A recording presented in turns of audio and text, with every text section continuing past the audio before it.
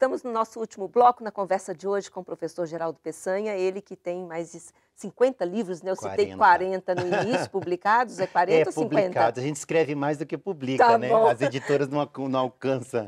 Professora, a gente comentou já nesse programa da importância de um professor se tornar inesquecível. Isso parece um sonho hoje, mas eu tenho certeza que você tem o seu professor inesquecível, eu tenho a minha professora Leila inesquecível. Sim. Então, assim, como um professor pode se tornar inesquecível? A cumplicidade é a palavra de ordem, porque o meu professor inesquecível, ele só chegou na minha vida depois dos 30 anos, né?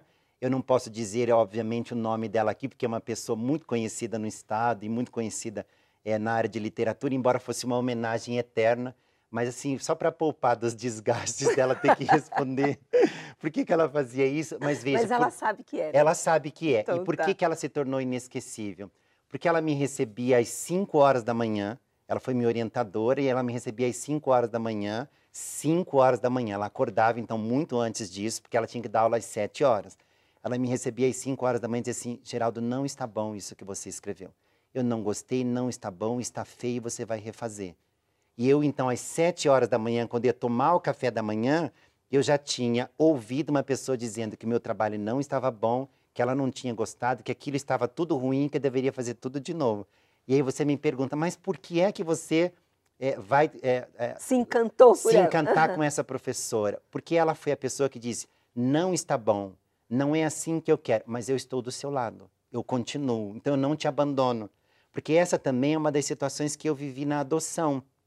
Porque assim que você adota uma criança que é chamada de adoção tardia, ele vem falando, pensando, implicando e fazendo todas as Com situações. todos os hábitos da Com criança todos que os não hábitos tá... que não tinha, né, anteriormente. Então, a primeira coisa que ela diz assim, olha, eu não vou fazer isso, por que eu tenho que fazer isso? Por que eu tenho que te obedecer?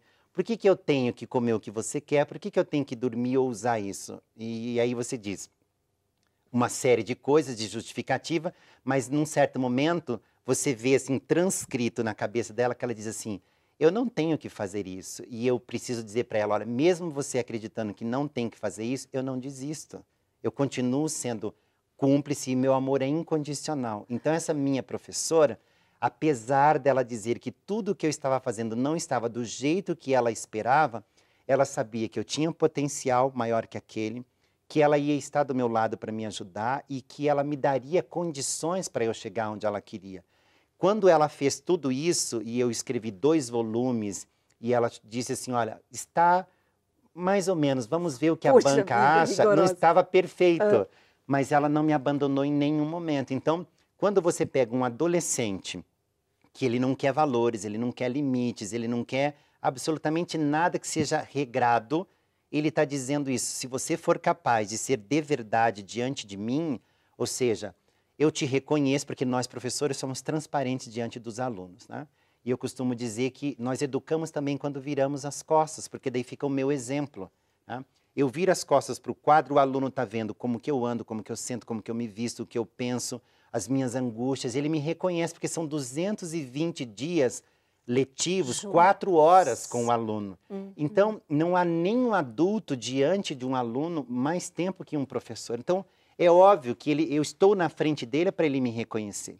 Se ele perceber que eu tenho falhas e que ele tem, que nós podemos nos encontrar nessas falhas e nos potenciais, e essa cumplicidade acontecer, eu ganho o aluno eternamente. Mas aí é sair da posição de pura autoridade, de só O faça o contrário. que eu estou dizendo? Não, o contrário. Como é que é? Vamos ajudar contrário. aqui, porque eu conheço Vamos tantos ajudar. professores que estão em situação quase de desespero, professor Geraldo, Sim. de não saber mais o que fazer, principalmente com alunos jovens e adolescentes. Nós tivemos uma situação, sobretudo aqui no Paraná, que é uma referência nessa área de produção de material didático e de cursinhos, nos anos 70 para os anos 80, e que nos anos 90 ficou impossível de ser levada adiante, que é o professor showman, que aí entra no que você está me perguntando.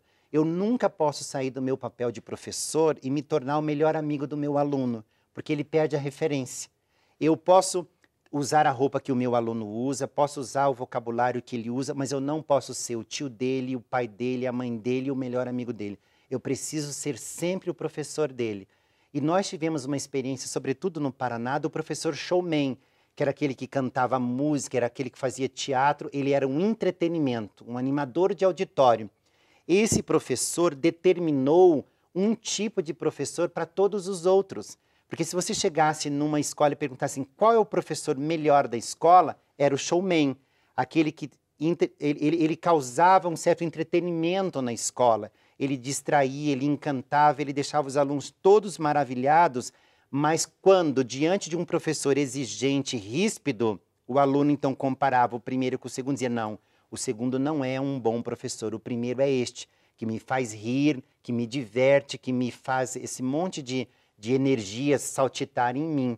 E isso é complicado, por quê? Porque o professor que é exigente, que é duro, ele pode ser exatamente como essa para mim foi, inesquecível. Então é importante lembrar que o professor inesquecível e o modelo de professor vai depender muito do tipo de aluno, do tipo de escola sempre. Mas o papel de professor não pode ser diluído nem no professor que se auto-intitula showman, nem naquele que assim, eu sou o severo carrasco do grupo. O professor ele não pode perder a identidade, que eu chamo professor como função. Eu preciso chamar a atenção na hora certa, preciso saber elogiar na hora certa, mesmo que com uma palavra. Porque o professor ríspido e exigente, ele tem uma maneira de dizer para você, ok, está perfeito o seu trabalho, que é simplesmente, tudo bem. Quando ele diz tudo bem, você pode imaginar que aquilo seria assim, maravilhoso, extraordinário, encantador, você foi além das minhas expectativas. Mas na face dele não há um sorriso e a frase que ele usa é tudo bem. Bom, para a gente encerrar, então, eu volto para a sua vida pessoal, só para a gente deixar aqui, não vou chamar de mensagem, mas enfim, você tem uma experiência muito particular, essa do filho que a gente já conversou, e eu queria que a gente concluísse esse papo, você relatando como é que é isso, ser pai sozinho, ser pai e mãe. Sim. Por várias vezes eu de um fui na menino, escola... porque eu não sei, eu não tenho menina, mas eu tenho a impressão que menino é mais complicadinho de criar, não sei, é mais desafiador. A minha experiência assim, de pai mais marcante foi uma situação que meu filho pedia para eu lutar com ele sempre. Todos os dias eu chegava em casa, começávamos a brincar, ele disse assim, pai, vamos brincar de lutinha? E aí um dia eu fui à psicóloga dele e disse, olha, eu não aguento mais, eu já tenho que fazer um curso de MMA, sei lá, de luta livre. E ela disse, Geraldo, você precisa lutar com ele de verdade. O que quer dizer que você precisa dar soco se tiver que dar, chute ou imobilizá-lo de verdade. Então eu cheguei em casa, comecei a preparar aquele meu espírito e ele me chamou para a lutinha. Eu disse, então tem que ser hoje. E num certo momento, eu então imobilizei ele, coloquei as minhas pernas sobre os braços dele e assim segurei no pescoço dele e disse, agora eu posso matá-lo nesse momento, mas imobilizar. Quando eu saí de cima dele, ele disse, pai, eu não quero brincar mais com você porque você não sabe brincar. Então, quando eu voltei com o relato para ela, ela disse assim, Geraldo, é isso. O filho ele vai testando o pai para ver se o pai é verdadeiro. A partir do momento que ele percebeu que você tinha mais força, não é mais brincadeira. Então, eu acho que o segredo de educar um filho é isso, é ele saber reconhecer quem é o pai da relação. E por isso que a gente pode ser amigo à medida que é possível construir, pode ser companheiro, confidente, mas eu não posso perder o papel de pai, né? Ou de mãe, no meu caso, que é sempre duplo, né? E a festa do Dia das Mães e o Dia dos Pais, mas dar carinho, mas ao mesmo tempo botar de castigo, né? Porque não tem a outra pessoa para ele correr, né? Dentro de casa somos só nós dois. Então, mas esse papel de pai, como eu falei do papel de professor, ele não pode ser diluído. Muito bom, professor. Foi um obrigado, prazer Miriam, enorme muito falar obrigado. com você. Foi todo meu, verdadeiramente. Parabéns, foi todo muito meu. Sucesso, obrigado, viu? muito obrigado. A gente recebeu hoje aqui no Gente.com o professor Geraldo Peçanha. O programa está terminando. Até a próxima edição.